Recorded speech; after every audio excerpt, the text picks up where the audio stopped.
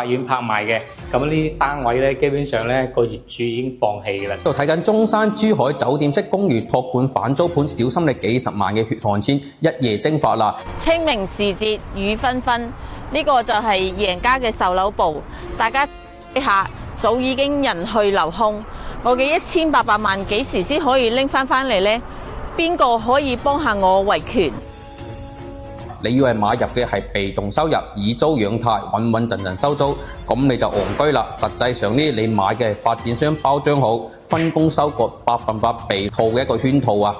成個酒店託管呢，從來就唔係幫你揾錢嘅，而係利用呢嚟貪穩陣，將你嘅房款呢就分期呃走。市面上所有嘅口岸公寓、酒店式嘅託管反租，全部嘅套路都係一樣嘅，先抬高房價，第三方各離責任。短期啲補租，咁後期就全面違約，無一幸免啊！千祈就唔好再俾中介呃啦！近口岸、近商業5星級酒店託管，年回報率去到6到10%，仲有酒店分紅，呢啲全部都係專門講俾香港人聽收割嘅話術嚟嘅。中山珠海嘅公寓酒店託管，從來就唔係話幫你養樓嘅，而係用你自己嘅錢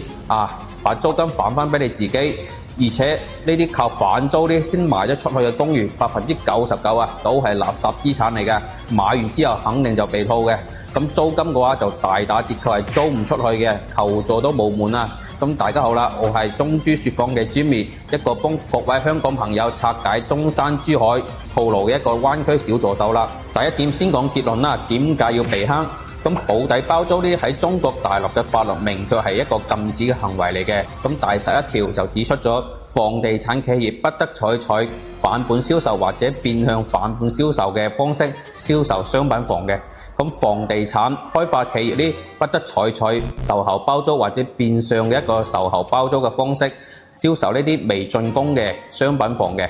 以反本銷售、售後包租、約定回購、銷售產品額等非法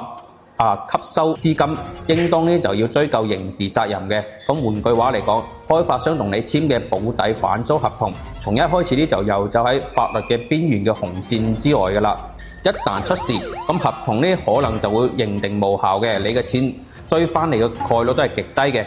咁好多香港朋友呢，想喺中山珠海投資呢啲公寓盤，咁就經常好多嗰啲中介嘅推廣啦，買入呢即託管即收租，每年6到10%嘅租金回報率，仲有酒店嘅分紅嘅，唔需要自己出租，穩定收租啊！但大量業主呢，後期嘅話係收唔到租金嘅，託管公司都走佬，咁想賣出去呢又冇人接管。咁今次影片又一次性拆解晒騙局嘅流程啦。過去10幾年，中山珠海已經有大批嘅香港買家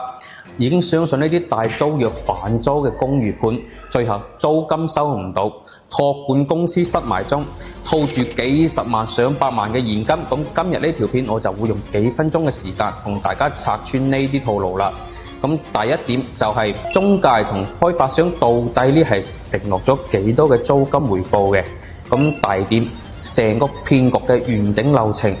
係點樣嘅？咁點樣一步步引你落搭嘅？咁第三點啦，就係中山珠海呢邊一種位置嘅呢啲公寓盤，呢啲反租嘅陷阱嘅。咁第四點，作為我哋香港買家，以後又要點樣避免呢啲坑呢？咁第一部分就係佢哋一般承諾點樣嘅租金呢？呢個就係最吸引人嘅一個誘意嚟嘅。首先我哋講下銷售現場呢最常見嘅租金嘅承諾呢係有邊啲嘅？睇下大家有冇聽過，有冇耳熟能詳嘅。咁第一種就係年化率6到10%，咁樣呢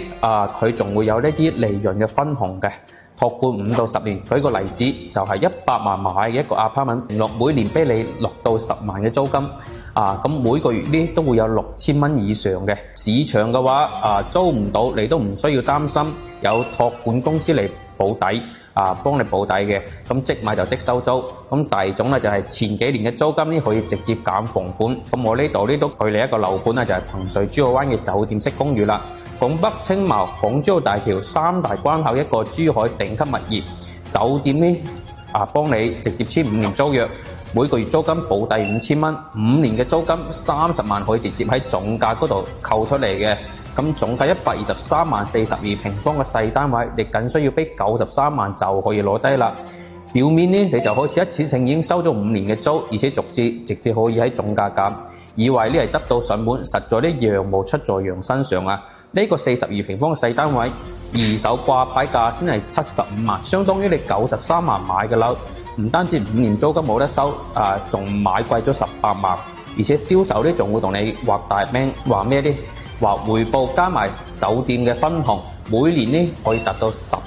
嘅回報率，係實際據我調查到嘅一個信息嚟睇。咁市面上呢個單位喺 T1 座，業主每個月收到嘅租金只有2500到3000蚊嘅啫。咁酒店分紅呢係1分錢都收唔到嘅，業主多次去有關部門投訴都係冇任何結果。咁就算做長租，實際嘅租金都係只有3000蚊個月。咁如果你係123萬購入嘅業主，實際嘅回報率只有3%啊。咁當然市面上呢，就有好多呢啲大保底租約同埋酒店分紅嘅一啲公寓產品啦。咁有啲更加恐怖呢，就係酒店直接跑佬，你1分錢租金都收唔到啊！而且係垃圾地段買翻嚟嘅樓，租都租唔出去。咁我就唔一一舉例啦，我呢度都整理咗一份中山之外大酒店託管公寓嘅詳細表，裏邊呢羅列咗每個樓盤真實嘅租金同埋呢宣傳嘅租金嘅差異嘅。仲有專門我都做咗資料嘅調查，購入咗呢種酒店式託管產品嘅買家，佢哋一個真實收租嘅情況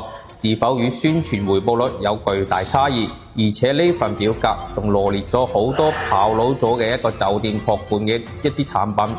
咁購買咗嘅買家呢係血本無歸嘅，有興趣嘅朋友呢評論區留言避坑啦，我就會把詳細資料 send 俾你。咁第三種就係酒店託管模式嘅，講嘅就係5星級酒店入住，簽10年合約，每年保底6到10%，咁而且仲有利潤嘅分紅，仲話呢每年呢就可以免費住上半個月嘅。咁重點提醒下大家啦，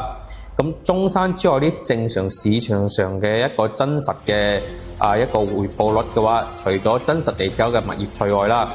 但係珠海就未有規劃地鐵嘅。咁提醒下各位香港街坊就千祈唔好俾中介呃啦。目前嚟講嘅話，商業公寓普遍嘅回報率只有3到5%嘅啫。咁一個物業真實嘅租值嘅話，最高先5%，邊有可能穩穩陣陣可以長期俾到你6到10%啦？咁高出市場1倍以上嘅保底租金，本來就已經存在好大嘅疑問㗎啦。咁好多中介呢就會避開真實市場嘅租金，只會拎住虛高嘅承諾呢同你畫大餅嘅。咁第二部分，大租約反租騙局完整嘅5步套路，咁好多人就唔明白啦。騙局到底係點樣運作嘅？咁我今日就拆解呢5個步驟啦。咁樣由你入銷售中心到最後呢租金收唔到，完整一個復原。咁第一步就係抬高售價啦，隱藏式嘅割韭菜啊！原本呢個公寓喺市場上嘅真實價錢可能就係75萬，咁發展商就直接標到佢123萬，多咗個48萬呢就係預留出嚟當租金一次性返俾你嘅。咁講白一句啦，就係呢你收到嘅租金就根本唔係話賺翻嚟嘅利潤，只不過係你俾多出嚟嘅錢，就好似啱先我舉例嘅彭帥珠海灣呢個產品一樣。咁第二步就係引導你簽2份合同啊，呢個就係一個最大嘅法律陷阱嚟嘅。買樓嘅時候呢，你會先簽一份商品房嘅買賣合同，咁呢份呢就係你同開發商簽嘅，咁然後佢會叫你簽第二份就係委託經營託管合約，咁呢份嘅話呢唔係同開發商簽嘅，而係呢同一個新成立嘅空殼嘅託管公司簽嘅，咁呢個嘅話就係最關鍵一個鎖鑊嘅操作啦，咁就將反租嘅責任呢就全部推俾呢個空殼公司，咁就算你最後收唔到租金，發展商呢就話租金係託管公司嘅責任，同我係無關嘅。咁第三點就係強制一筆昂貴嘅一個軟裝嘅費用啦。咁大部分嘅反租盤呢都係要求嘅話，額外要俾3萬蚊以上嘅一個酒店式嘅裝修費。咁佢哋個理由呢就話要統一風格先可以做到一個酒店託管嘅，但係實際上嘅話，佢哋嘅裝修質量非常之差。呢筆錢嘅話，直接就變成咗發展商嘅一個額外嘅利潤嚟嘅。咁第四步就係頭1-2年準時俾租金，取得你嘅信任。咁啱開始交樓嘅時候呢，喺呢啲託管公司嘅話呢，就會按時先會俾翻幾個月嘅或者1-2年嘅租金你。好多業主嘅話，呢個時候就已經放下戒心啦。覺得呢個投資嘅話就好穩陣但係嘅話呢啲錢嘅話就係之前抬高房價賺嚟嘅錢嚟嘅咁第五步啦就係資金鏈嘅一個斷裂啦，開始拖租減租，甚至係跑佬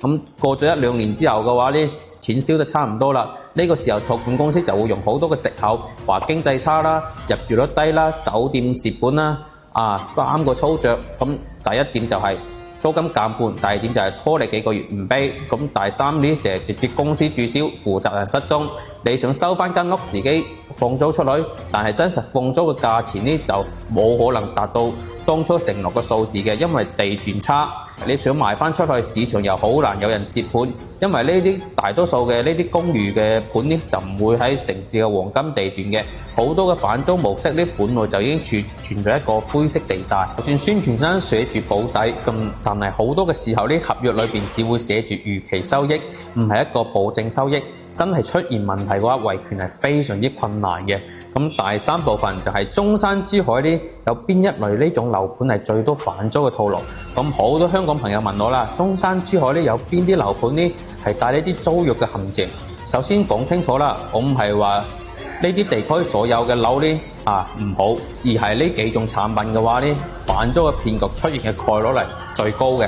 咁第一類就係珠海橫琴周邊保稅區拱北一帶嘅酒店式託管嘅商務公寓啦。咁好多中介就專門推俾香港客、澳門客包裝成一個酒店託管反租嘅，因為佣金高，其實根本租唔到咁高嘅，無論係長租又好、短租又好。咁第二類啦，就係中山、坦洲、三鄉、神灣等呢啲鎮區板塊嘅一啲酒店式公寓啦。格仔鋪、分隔式商鋪，早年嘅話呢，中山出現過呢啲好多個經典嘅案例嘅，被承諾10年反租啦，年回報率去到6到8%啦，但係酒店一個分紅啦，最後託管公司呢爆雷走咗佬，幾百個業主收唔到租金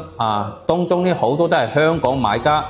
比如一啲成層嘅大廈割咗幾十間公寓，包裝成一啲維也納國內嘅酒店呢賣出嚟，呢啲就係反租嘅一啲高發區嘅人盤啦。第三類就係文旅溫泉度假概念嘅盤，同你講做一個民宿託管每年嘅租金嘅話呢有7% 以上嘅。咁除咗度假期間喺平時嘅工作日或者淡季係根本冇人流嘅，承諾嘅民宿租金就根本就達唔到標準，好多香港買家真係喊都冇眼淚咁重點提醒下大家啦，就唔好一聽到靠近口岸、靠近深中大橋可以託管收租就衝動落訂啦。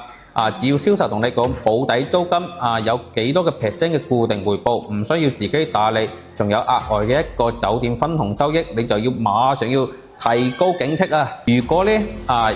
依家有中介揾你推薦呢啲帶反租嘅投資盤，就記住以下5個忠告啦。凡係呢承諾保底有6% 以上嘅保底嘅一個租金嘅一個商業公寓、格仔鋪優先就要打個大問號啦，就唔好輕易相信啦，因為呢好多嗰啲公寓物業嘅地段嘅話就根本就做唔到呢啲反租嘅，而且喺市場呢都係賣唔出嘅，因為佢地段差。只要地段差或者銷量差一般般嘅一啲公寓物業嘅話，佢先會攞呢啲反租嘅噱頭嚟吸引你。咁第二點就係一定要分開2份合約，買樓合約同埋託管合約啦。如果託管方呢係細公司，唔係發展商本身嘅話，就千祈要小心啦。咁第三點就係自己落到去區域調查佢一個真實租金，就唔好齋聽中介講，上內地嘅租房網呢睇下同區域同類型嘅單位實際每個月嘅租金係去到幾錢，對比下承諾嘅租金有冇咁離譜。第四點就千祈唔好俾呢啲幾年反租減總價嘅呢種優惠迷惑啦，計清楚你實際買貴幾多錢，就好似啱先我提到嘅彭帥珠澳灣咁樣。第五點呢就係千祈唔好因為懶得打理想躺平收租，就貪呢啲高回報。內地房產投資最危險就係幻想唔使付出就有穩定嘅高租金咁總結翻今日嘅重點啦，中山珠海呢好多帶租約嘅一啲投資盤，本質上嘅話呢就唔係話穩賺嘅投資嚟嘅，只不過係包裝好嘅一個套路，抬高樓價，簽分離嘅託管合約，前期俾少少租金，後期炮雷嘅時候呢就套住啲香港買家香港朋友北上買樓，自住優先係最穩陣嘅。如果真係要想做投資，就千祈唔好俾呢啲高租金嘅回報嘅口頭承諾沖昏個頭腦啊！咁如果你都遇到呢啲反租陷阱嘅樓盤，或者身邊有人都踩過坑嘅，就歡迎大家啲評論區留言分享啦。咁中意呢條片嘅話，就記得點讚、訂閱、分享啦。將呢條被坑嘅影片呢，就分享俾準備去中山之外買樓嘅朋友。我係 Jimmy。後續嘅話，我都會同大家再繼續拆解中山之外以及大灣區各種嘅一個樓盤陷阱。我哋下一期影片再見啦，拜拜。